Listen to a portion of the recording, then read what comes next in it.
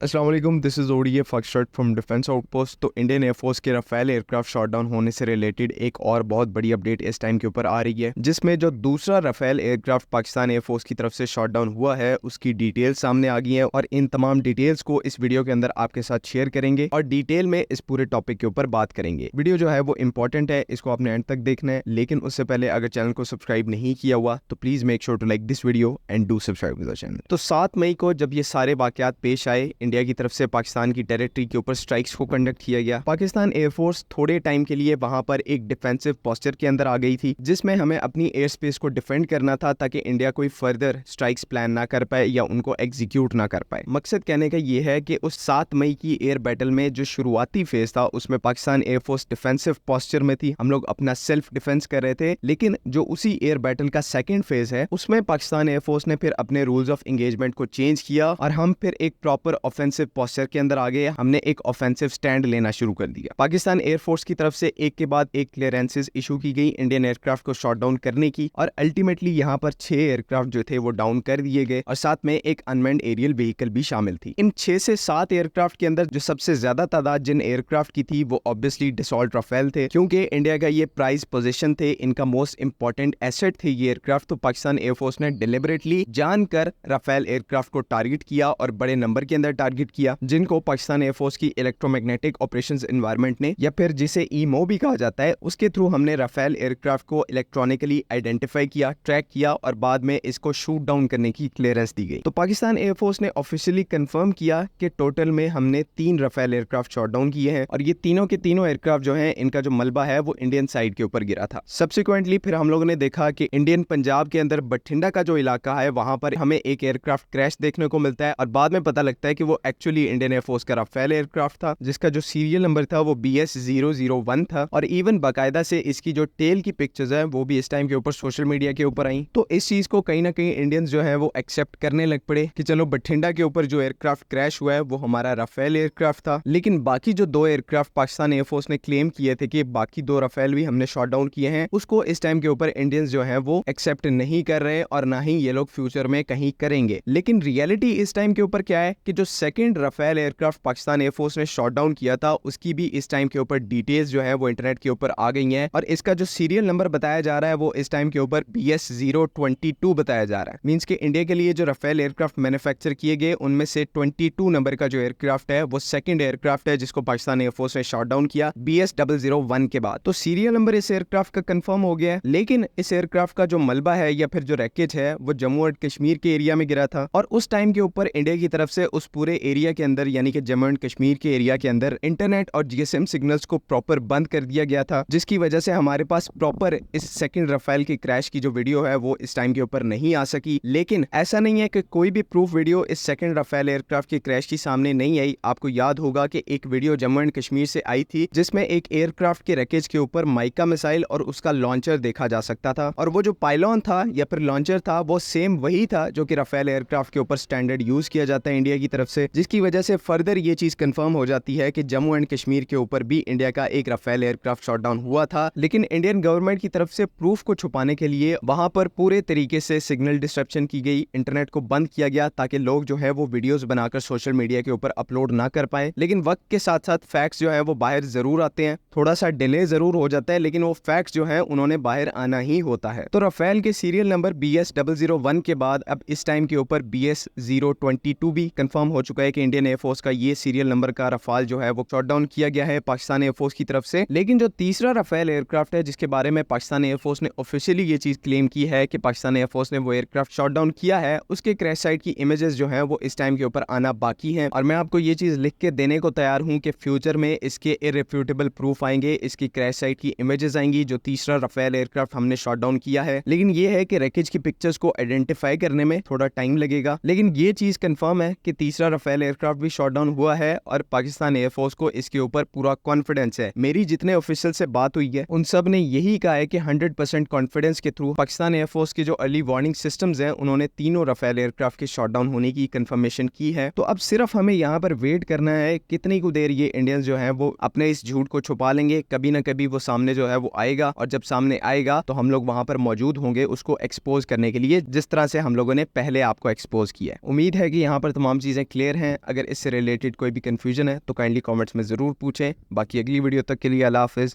پاکستان زندہ باد.